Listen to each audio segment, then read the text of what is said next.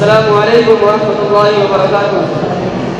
نحمده ونصلي على رسوله الكريم اما بعد. وقد قال الله تبارك وتعالى في القرآن المجيد: اعوذ بالله من الشیطان الرجیم. بسم الله الرحمن الرحیم. وعد الله الذين آمنوا منكم وعملوا الصالحات ليستخلفنهم في الأرض كما استخلف الذين من قبلهم. صدق الله العظيم.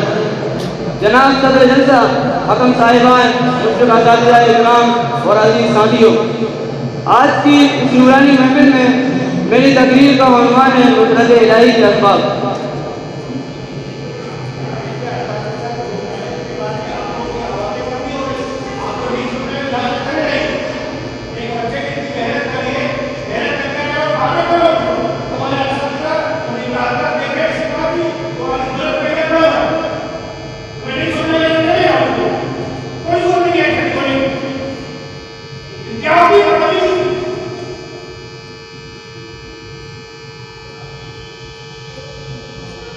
محترم حضرات، اللہ رب العزت اس کائنات کا مالک ہے. اس کائنات کے ہر چیز اس کے حکم کے تابع ہے. اس کی مرضی کے بغیر پتہ بھی نہیں ہلتا. وما تسقط من ورقة الا يعلمها. ہمارا ترتیب پر ایمان ہے. والقدر غیبی وشرعی من اللہ تعالی. اللہ خالق خیر ہے اور خالق شر ہے. یہی ہمارا ایمان ہے. اللہ رب العزت نے اس دنیا کو دار الامتحان بنایا ہے اور آخرت کو دار الجزا بنایا ہے. اللہ رب العزت اس دنیا میں اپنے محبوب بندوں کو آزماتا ہے اور ان کا امتحان لیتا ہے. اس نے انبیاء کا امتحان لیا، طرح طرح کی آزمائش میں ڈالا اور ان کو جھنجھوڑ کر رکھ دیا. وَزُلْزِلُوا حَتَّى يَقُولَ الرَّسُولُ وَالَّذِينَ آمَنُوا مَعَهُ مَتَىٰ نَصْرُ اللَّهِ أَلَا إِنَّ نَصْرَ اللَّهِ قَرِيبٌ. حضرت ابراہیم علیہ السلام کی آزمائش ہوئی، حضرت اسماعیل علیہ السلام کی آزمائش ہوئی، حضرت ایوب علیہ السلام کی آزمائش ہوئی، حضرت یونس علیہ السلام کی آزمائش ہوئی، امام الانبیاء کی آزمائش ہوئی. صحابہ کو آزمائش کی بھٹی میں ڈالا گیا. البتہ قرآن مجید آزمائش سے بھرا پڑا ہے. صحابہ آزمائش میں کھڑے ہوئے، انبیاء آزمائش میں کھڑے ہوئے، ایمان پر جمے گئے، اللہ کی مدد آئی اور ان کے امتحان میں کامیابی کا پروانہ ملا.